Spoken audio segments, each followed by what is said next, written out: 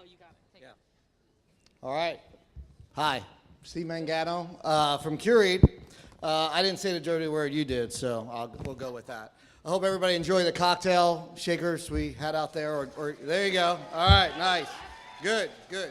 And hopefully you download the app, so this is kind of irrelevant at this point. But basic CUREAT is really about creating that positive community. My family came to America and started with a small egg and dairy store in Greenwich Village at a time when community was foremost, when you bought from an egg store and you bought your meat and chicken from a chicken store.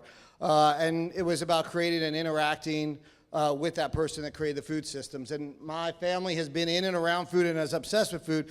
And I thought I'd share some text from my 85-year-old mother who lives in Florida, and all the food pictures she sends me. And the middle one says, Happy New Year. And she has still not told me Happy New Year. She just sends me food pictures. So I come at this naturally. But I'm inspired by great people and great chefs. Chefs, as some are here tonight and some are here in the festival. Chefs that are not only great culinary talent, but are also entrepreneurs. People who risk something, who put themselves out there, who put their food out there for all of us to enjoy. We come to festivals like Charleston Food and Wine and Atlanta and other places to celebrate these people, to learn from them, to be educated, and to be inspired by them. It is something that it's why I come and to be part of this great community. And then oftentimes the chefs are the first people to give back.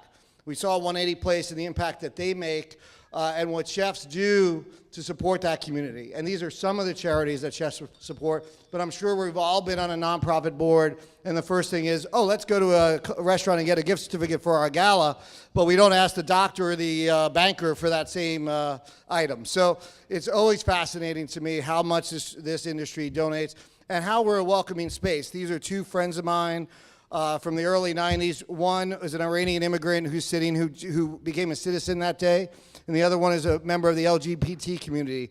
And how long this industry has supported and been open to these groups and all the other groups, and how we're on the front line of all of that. And we give them this. This is from Ratatouille, for those of you who don't know.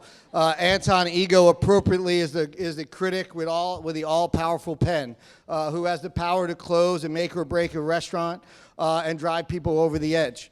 And now we've taken that, and the internet and the power of that has given us this, what I generally like to think of as clutter. And it hasn't necessarily made the dialogue better. While there are some positive aspects, I think there is a tendency, not only with restaurants, but in all media, to go negative. I didn't put the dirty word up there, but you get the point.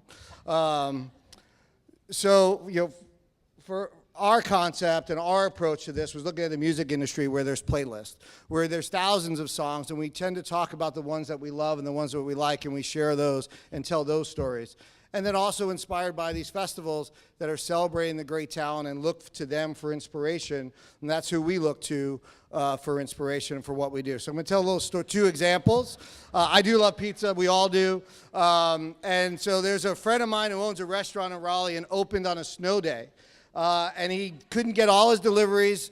Someone came in and wanted a mushroom pizza. Couldn't give her a mushroom pizza because didn't have them. She proceeded to go home, enjoy her pizza, and give him a 1-star review. And he can tell this story as if it happened yesterday.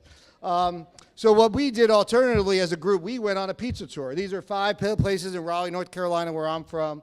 These are families and entrepreneurs who put their money and their life on the line so they can serve amazing pizza. And Raleigh does have, Raleigh and Durham and Chapel Hill have great pizza places. And so we developed this list called I Wish You Were Pizza. And it's a triangle edition, and these 5 places are on there. And they're not rated, they're not reviewed, they're just simply great places you go, and you'll have a great experience at any one of these. And I think we all have these lists that people ask us about and text us, and we send back and forth, and we're trying to do that within the app. We're trying to remove the clutter and make it really about what are the great places that you want to go to, and as you're texting a friend and your friend texted you back, we're beginning to bring that content in the app. But if you don't have friends in the app yet, hopefully you will soon, we still look to the inspiration, to the talent. And so we've brought folks like you see in this picture, and our presenter in a little bit, Scott Crawford, in there who are creating lists list of places that they like and their guide. And so we look to them as a starting point of inspiration and a starting point of bringing the restaurant community into it and having a voice rather than the critic, rather than the internet as a whole. And here's Jason Stanhope, Kerry Morey, and they're in there, and there's their list. They have lists of the Southeast. Jason has a dives list, which is really interesting, I think, and Kerry eating with the kiddos, and also her Jackson Hole, Wyoming list. So it's kind of blankets the country, and what we want to do is foster a sense of community. Really begin to have everybody in the app and really obviously talk about great places, talk about places that we like, and remove some of the stigma that's been there before. Ultimately, when we're in front of our laptop or in front of our phone, we have a choice. We have a choice to be negative or positive, and what we're really trying to do in all forms, whether it's in CUREAT or outside of that, is to think about being positive and making that choice. My team, and I had to put this slide in there, says I have rainbows flying out of my ass, so I guess I do, what I try to inspire is that possibility. And there are times when you don't have your mushroom on your pizza, and it is terrible. But why don't you go and tell the server or tell a manager, or we have a feedback button in the app that actually goes to the restaurant and doesn't sit on the internet for all eternity to speak. So ultimately, we invite you to be part of our community, to hopefully download the app, or just make choices every day, as Ellen said, to be positive, to think in those lights, and kind of step away from the edge and take food seriously, but not that seriously. Thank you.